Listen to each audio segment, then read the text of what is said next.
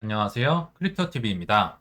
오늘도 매크로 상황을 짧게 살펴본 뒤에 유럽에서 미국보다 먼저 상장된 기관용 알트코인에 대해서 알아보도록 하겠습니다. 그 전에 트럼프가 뭔가 말을 하면 주식이나 코인 가격이 이렇게 막 왔다 갔다 하는 경향이 있는데요. 어제도 예외는 아니었습니다. 제가 비트코인의 15분봉 차트를 가져와 봤는데요. 어제 밤, 새벽만 하더라도 굉장히 잘 나가고 있었죠. 그러다가 오늘 한국 시간으로 7시 반 무렵에 트럼프가 뭔가 SNS에 글을 올리자마자 뚝뚝 떨어집니다. 물론 이게 일본 기준으로는 상승폭이 줄어든 거긴 합니다. 떨어진 채 마감이 되진 않았지만 그래도 이게 좀 그렇죠. 그래서 무슨 일이 있었나 제가 확인을 해봤더니 도널드 트럼프 대통령이 이란 니네들 내 말 들었어야 했지. 핵무기 버리라고 했지. 이거를 이제 시전을 한 것 같아요. 내가 말한 그 딜에 사인을 했어야지. 왜 이렇게 부끄러운 행동을 하느냐. 인명피해도 나고 있고. 그래서 대문자로 이렇게 이라는 누클리어 웨폰을 버려라. 이렇게 또 계속 반복을 내가 하고 있다라고 하는데, 자, 문제가 되는 발언이 이 뒤입니다. 모두가 테헤란에서 즉시 탈출하세요. 이란의 수도잖아요. 여기에서 탈출을 해라. 야, 이거 뭔가 또 폭격이 나는 거 아니야? 하면서 이게 조금 이렇게 떨어지지 않았나 생각이 들고요. 트럼프도 약간 그런데 이스라엘도 조금 그렇습니다. 사실 이란은 화해의 제스처를 하면서 우리 확전을 안 하고 싶다, 화해하고 싶다 계속 의사를 내비치고 있는데 반해 이스라엘의 재무장관은 트럼프가 우리에게 멈추라고 작전 지시한 적 없다라고 하면서 아직 시작도 안 했다, 이런 식으로 확전을 하려고 하고 있고요, 지금도. 네타냐후 역시 본인의 정권 유지를 위해서 전쟁을 계속해야 됩니다. 그래서 심지어 오늘은 이란이 텔아비브를 공격하겠지만 내일은 뉴욕이 될 수도 있겠다라고 하면서 오히려 트럼프, 미국을 끌어들이고 싶은 모양새를 가고 있습니다. 더 키워가겠다는 거죠. 좀 진정이 됐으면 좋겠는데 아무튼 여기까지가 어제 새벽에 아침에 있었던 일이고요. 자, 또 하나 어제 트럼프 일가에 중대 발표가 있다고 말씀을 드렸는데 참 그렇네요.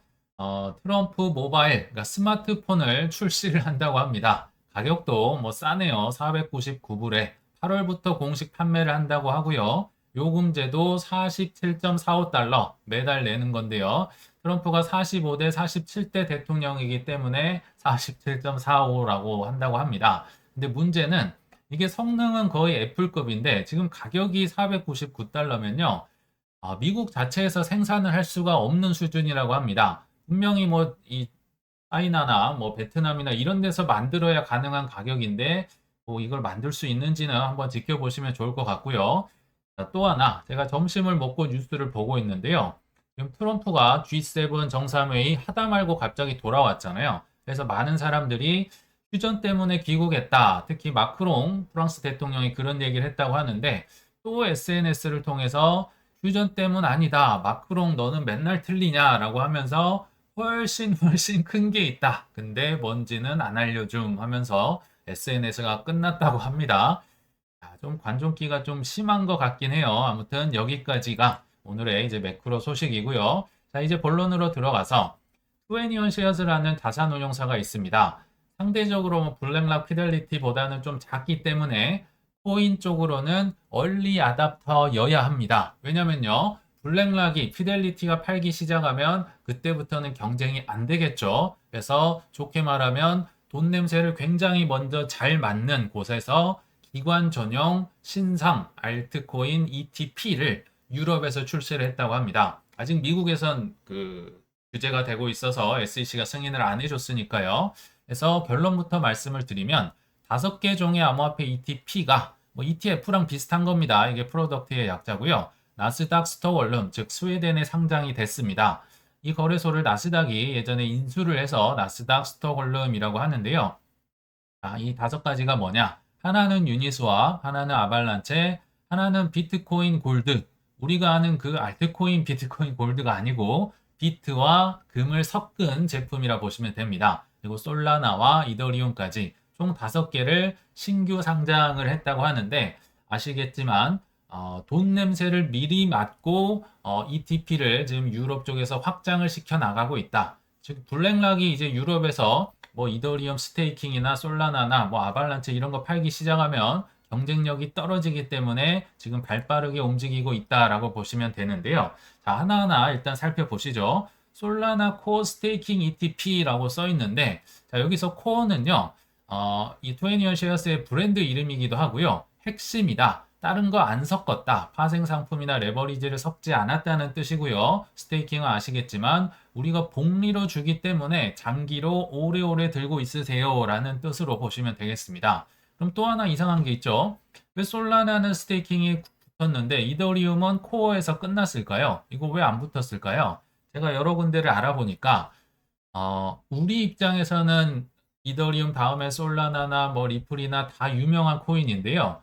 기관들이나 전 세계의 부자 고객들 입장에서는요, 이더리움도 잘 모릅니다. 솔라나는 더더욱 모른다고 해요. 즉, 이더리움은 그래도 이제 이 자체가 POS 코인으로 스테이킹이 붙은 걸 안다고 합니다. 그러니까 여기가 이미 스테이킹이 포함이 돼 있는 건데 굳이 쓸 필요가 없다고 해요. 근데 솔라나만 하더라도 기관들이나 사람들이 잘 모르기 때문에 강조하기 위해서 스테이킹을 썼다는 거를 참고로 해주시면 좋을 것 같아요. 사실 둘 다 붙은 거다. 스테이킹 붙은 거다. 이렇게 보시면 될 것 같고요. 아까 말씀드린 비트코인 골드는 그 하드포크된 비트코인 골드가 아니라 공격 방어 겸용이라고 하죠. 비트코인과 골드의 약자를 따서 BOLD라고 보시면 좋을 것 같습니다. 다들 굉장히 경쟁력이 있고 대세가 될 법한 거니까 이렇게 추리지 않았나 생각이 드는데요. 자, 이런 얘기를 하실 수 있을 것 같아요. 근데 저기 상장이 무슨 의미가 있냐? 미국이 돼야지. 맞습니다. 미국이 되는 게 큰 건데 그래서 그 전에 승인하기 전에 미리 대세를 찾아서 팔아야만 생존을 할 수 있는 분들. 그러니까 이것만 연구한다는 거죠. 앞으로 대세가 될 게 뭐지? 블랙락이 아직 안 팔고 있는 게 뭐지? 이런 걸 연구하는 분들이라고 보시면 됩니다. 그래서 제가 투애니언 쉐어스에 과거에 상장했던 여러 가지 알트코인을 한번 다 찾아봤습니다. 무려 18년도부터 인덱스 크립토를 이미 출시를 했어요. 왜냐하면 팔고 싶으니까 아직 제도화 합법화되기 전이니까 수익을 꽤나 올렸겠죠. 그리고 뭐 바이낸스, 테조스, 크립토 베스켓, 뭐 카르다노, 체인링크, 톤, 트론, 스텔라, 아발란체, 폴카다, 코스모스, 유니스왑도 여기 있는데, 자, 유니스왑 아까 신규 상장이라며 유럽에도 여러 개가 있어요. 특히나 스위스 거래소에는 이런 친구들이 거의 대부분 상장이 됐는데 지금 스웨덴으로 추가로 상장을 하는 겁니다. 거래량이나 이런 거는 스위스가 좀 더 많을지 모르지만 앞에 나스닥이 붙었기 때문에 인지도가 여기가 더 또 좀 높다고 해요. 그래서 여기에서 여기로 신규 상장이 또 많이 일어나고 있다. 유럽에서 점점점 퍼지고 있다는 걸 참고를 해주시면 좋을 것 같아요. 이거 수위, ICP, 헤데라, 앱토스, 니어, 이더리움, 뭐 아까 말씀드린 우리 XRP까지 수많은 코인들을 이미 투애니언 쉐어스는 상장을 시켰다. 그래서 블랙락이 들어오기 전까지는 수혜를 보고 있겠죠. 왜냐하면 본인들만 거의 팔고 있는 거니까요. 자, 이건 또 다른 예인데요. 스웨덴 북유럽에 먼저 팔았던 투애니언 쉐어스는 아니고요. 다른 기관들도 중소업체들이 많이 있습니다. 예를 들면 15년도에 정말 옛날인데도 뭐 코인쉐어스에서 인수한 XBT 프로바이더가 최초의 비트코인 ETN을 팔았다고 합니다. 뭐 비트코인 사고 싶은 기관은 이거밖에 살 수가 없었겠죠. 그리고 17년도에 역시 최초의 이더리움 ETN을 코인쉐어스에서 팔았다고 하고요. 23년도에는 최초의 인덱스 ETP까지 팔았다고 합니다. 이렇게 해야 먹고 살 수 있다는 거죠. 그러니까 이게 굉장히 이제 앞으로 뭐 대세가 될 것이다 이렇게 예상을 했다 보시면 되고요. 특히나 이 인덱스 10종이 들어가 있다고 하는데 이게 뭘까? 뭐 벌춘이라는 곳이 팔았다고 하는데 제가 한번 쭉 찾아봤습니다. 상장 당시 그러니까 23년도에 상장이 됐었는데요. 지금 보면 이상한 코인이 하나도 없습니다. 비트 이더 뭐 40, 30 그러니까 시가총액 순으로 그때 당시도 많이 이제 넣었다고 해요. XRP, 솔라나, 카르다노, 체인링크, 아발란체, 스텔라, 라이트코인, 유니스왑. 지금 볼 땐 다 멀쩡하죠. 근데 문제는 이게 23년도에 틈새 시장을 공략하려고 만들었던 포트폴리오라는 겁니다. 무슨 얘기입니까? 성견지명이 있다는 겁니다. 23년도 아시겠지만요. SEC가 특히 게리 겐슬러가 칼날을 휘두르면서 뭐 폴리곤, 에이다, 솔라나, 코인베이스, 바이낸스 다 뭐 고소하고 증권이다 하고 있는 판국에 XRP나 뭐 에이다나 뭐 여러 가지 코인을 지금 상장을 시켰다는 거죠. 그리고 여기 보시면 라이트 코인이 있습니다. 아시겠지만 라이트 코인은 22년도 6월 달에 뭐 업비트, 빗썸 등등 한국에서도 그 익명성 기술 때문에 민불윈불이라는 이 기능 때문에 다 이제 익명성 코인이라고 상장 폐지 시켰는데요. 여기는 떡하니 상장을 시켰다는 거죠. 근데 참 희한하게도 지금 알트코인 ETF에서 가장 유력한 가장 그 승인율이 높은 코인 중에 하나가 라이트 코인이라는 겁니다. 우연찮게도 이 친구들은 미리 이런 것들이 돈이 될 줄 알고 계속 팔고 있었다는 게 놀랍다는 거죠. 특히나 유니스왑도요. 지금에서야 막 가격이 오르고 하지만 SEC가 가장 많이 괴롭혔던 탈중앙화 거래소 중에 하나입니다. 웰스 노티스 맞고 굉장히 모진 고문을 당했었거든요. 자, 그래서 이 친구들이 지금 살아남아 있고 돈을 벌고 있다라고 보시면 좋을 것 같습니다. 왜 빨리 해야 된다? 제가 그냥 생각나는 대로 블랙락, 피델리티, 그레이스케일, 투애니언 쉐어스의 자산 운용 좀 규모를 비교를 해봤거든요. 이 네 개를 그냥 100%로 해보니까 블랙락, 피델리티, 그레이스케일 빼면요. 뭐 이게 피자 조각이 뭐 한 조각도 될까 말까 하는 수준이라는 거죠. 뭐 한 2, 3% 되지 않을까요? 그러니까 이들이 미국이 승인이 되기 전까지가 이들은 기회이기 때문에 돈이 될 만한 것들을 지금 열심히 상장해서 팔고 있다라는 거고요. 반대로 미국에서 이런 여러 알트코인이 ETF가 승인이 된다. 그러면 이들은 밀려날 가능성이 매우 높겠죠. 그러면서 다음 먹거리를 계속 찾아 나서는 겁니다. 블랙락이 안 파는 거 뭐지? 그 다음 뭐 트렌드는 뭐지? 근데 지금은 그게 스테이킹. 왜냐하면 솔라나 뭐 이더리움 스테이킹이 붙은 거로 지금 계속 팔고 있잖아요. 그리고 디파이 쪽, 뭐 유니스왑이 그래서 갑자기 튀어나온 거고요. RWA에 아까 뭐 체인링크다, 뭐 여러 친구들도 뭐 에이브라는 코인도 있고요. 수많은 코인들의 ETF가 이제 생겨나는 이유다. 이렇게 보시면 좋을 것 같습니다. 자, 이제 마지막으로 분명히 강세장은 저는 오고 있다고 생각이 드는데, 자, 기관들은요, 굉장히 소신 있게 행동을 하고 있습니다. 정답은 아무도 모릅니다. 이들의 베팅이 틀릴 수도 있어요. 근데 일단 기관들의 모습 굉장히 다양한데요. 일단 돈나무 언니의 아크 인베스트먼트는 서클을 어젯밤 새벽에 보니까 34만 주나 매도를 했다고 합니다. 아시겠지만 아크는요, 생각보다 단타를 잘 칩니다. 기가 막히게 잘 쳐요. 이게 좀 훈련을 하고 연습이 되면 이렇게 하는 것도 방법이 될 수는 있습니다. 왜냐하면 이분들은요. 31달러에 샀는데 어제 151달러를 넘었어요. 한때 더 많이 올라갔던 것 같아요. 6배 정도 올랐으면 좀 팔아도 되지 않을까요?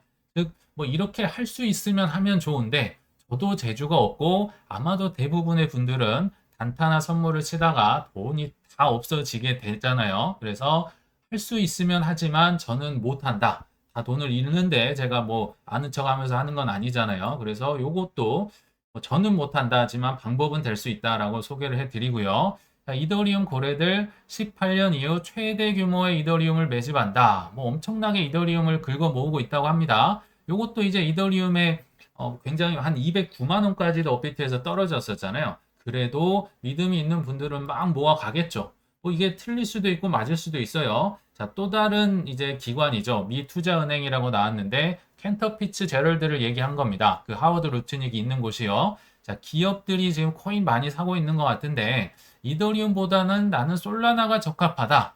누구는 이더리움 엄청 사는데요. 누구는 솔라나가 훨씬 나을 것 같은데 지금 피리를 불고 있다는 겁니다. 왜냐면요. 켄터 피츠제럴드가 어떤 회사입니까? 비트코인 맡겨놔. 내가 돈 빌려줄게. 비트코인 수요는 이제 어느 정도 확보를 하면 그 다음은 뭐가 갈 것인지 이제 선택을 해야겠죠. 왜냐하면 뭐 비트코인만 담보로 받아줄 건가요? 이더리움, 솔라나도 다 받으면 수입이 더 늘어날 텐데. 그래서 이분은 누가 뭐래도 또 솔라나를 뭐 찬양을 하고 있는 것 같습니다. 맞을 수도 있어요. 그럴 수도 있겠지만. 그리고 캐나다의 퍼포스라는 이제 자산운용사는 아니다. 뭐 솔라나도 아니고 이더리움도 아니고 XRP를 ETF를 먼저 출시하겠다라고 하면서 캐나다에 이제 6월 18일에 상장을 시킨다고 합니다. 근데 아직 미국은 안 되니까 캐나다에서 신청을 한다고 해요. 토론토에서. 물론 거래량이나 규모는 작지만 남들이 이제 미국에서 못 팔고 있으니까 그 틈새 시장을 또 노릴 수 있겠죠. 중소업체 아까 말씀드렸지만 그래서 XRP에 대한 환해지형, 비해지형, 뭐 US 달러 기준 이렇게 세 가지로 팔고 있다라고 하는데 그러니까 다들 지금 소신 있게 자신의 기준대로 밀고 가는데 반해서 개인들은요 조금 왔다 갔다 하고요. 또 어떨 때는 좀 뭐랄까요 부드러워야 되는데 고집을 부리기도 하고 그런 것 같습니다. 예를 들어 보면요 비쌀 때는 사지 말라고 하면 성질을 냅니다. 네가 뭔데 나도 돈 좀 벌어보겠다는데 네가 뭐라고 나한테 사지 말라고 하느냐. 그리고 쌀 때는요 제발 좀 삽시다라고 얘기를 하면 너는 돈이 무한대냐, 뭐 돈이 썩어나느냐, 뭐 이런 식으로 하면서 또 성질을 내고 이런 경우가 굉장히 많더라 생각이 들고요. 또 하나 굉장히 갈팡질팡하는 경우가 많아서 제가 한번 사연을 소개를 해드리겠습니다. 흔히들 남에게 계속 물어보는 투자, 야, 좀 알려줘봐. 이거는요, 강세장에서조차 저는 버티기가 어렵다라는 생각이 듭니다. 제가 하나 뭐 예전에도 한번 봤던 뭐 짤인 것 같긴 한데요. 한번 보여드리면 17년도 1월 달에 있었던 얘기입니다. 이더리움을 13,000원대 투자를 했는데 요즘 너무 힘드네요. 아, 이거 너무 힘들다. 뭐 300만 원 정도를 투자한 것 같아요. 그래서 떨어지고 나니 정말 미쳐버리겠다. 이 13,000원이 지금 조금 떨어진 것 같아요. 팔아버릴까? 털어버릴까? 그냥 가지고 있을까? 나중에 다시 팔까? 갈피가 안 섭니다. 빠져나가야 될까요? 지금 어찌 할 바를 모르고 있잖아요. 근데 지금 17년 1월 18일을 제가 차트에서 한번 정확하게 표시를 해보겠습니다. 제가 요거 한 10번 정도는 보여드린 것 같은데요. 이게 이제 요 파란 게 비트코인이고 이 보라색이 이더리움의 17년도 불장 때의 가격입니다. 정확히 여기 어디지 않을까요? 제가 이때 표시를 해놨네요.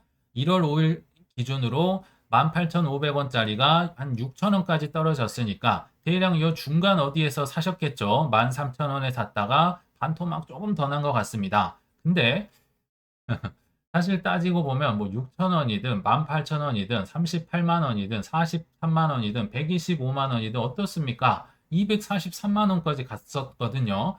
결과적으로는 어마어마하게 오를 수밖에 없었던 거의 2등 대장 코인이었잖아요. 알트코인의 대장조차도 이런 숱한 마이너스 뭐 65, 68, 뭐 반토막 뭐 올라가면서도 계속 털어댑니다. 이거를 견뎌내야 되는데 지금 강세장입니다. 강세장에서 이 2인자조차도 못 버텨서 그렇게 힘들다고 하고 있는 판국에 하락장에서는 얼마나 또 힘들까요? 그러니까 강세장에서도 버틸 수가 없다는 겁니다. 아, 이거는 이더리움의 뭐 한정된 특이 케이스지.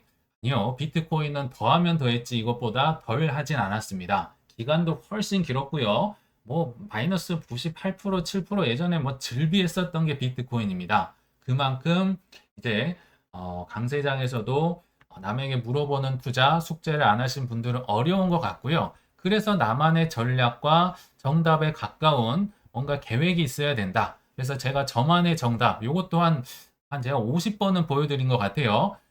정답이 아니에요. 제가 생각하는 정답에 가까운 언제나 평안하게 투자를 할 수 있는 방법을 제가 계속 이게 수정이 되고 있습니다.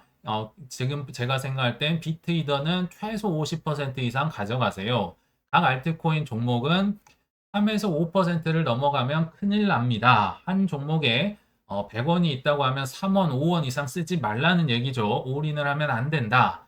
그리고 현금은 10% 정도 가져가시고 자, 원래는 여기까지였잖아요. 근데 저도 겪어보니까 특히 24년도 한 4월에서 10월까지 6개월 내내 빠져버리니까 저도 이 현금이 바닥이 나더라고요. 그래서 야 이거 조정이 언제 길어질 수 있을지 모르니까 해지 자산이 있어야겠구나. 뭐 주식이든 뭐 예금이든 뭐 금이든 뭐 채권이든 뭐든지 간에 팔아서 뭔가를 다시 살 수 있는 뭔가가 있어야겠구나.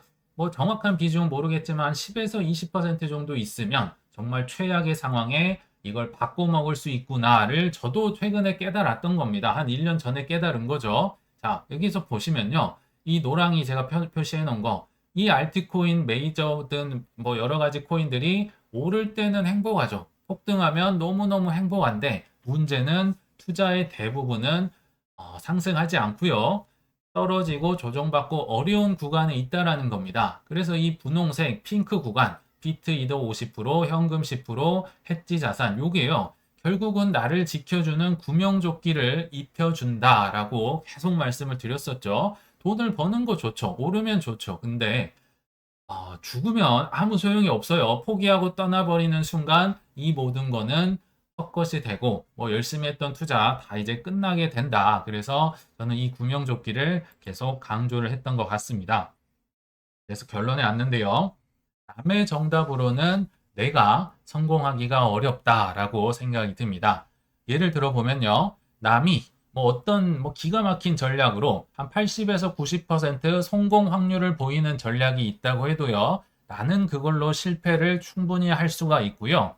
또 똑같은 코인으로도 예를 들면 저번에 이더리움이 되고 리플이 될 수도 있고요. 또 다른 코인이 될 수도 있습니다. 남들은 5배, 10배 벌 수 있지만 나는 그걸로 마이너스 90%를 겪을 수도 있다는 얘기입니다. 그래서 과거의 내 실패 경험을 토대로 어떤 상황에서도 평안하게 끌고 갈 수 있는 본인만의 황금 비중, 전략, 포트폴리오를 잘 찾아가시길 바라면서 이만 마치겠습니다. 시청 감사합니다.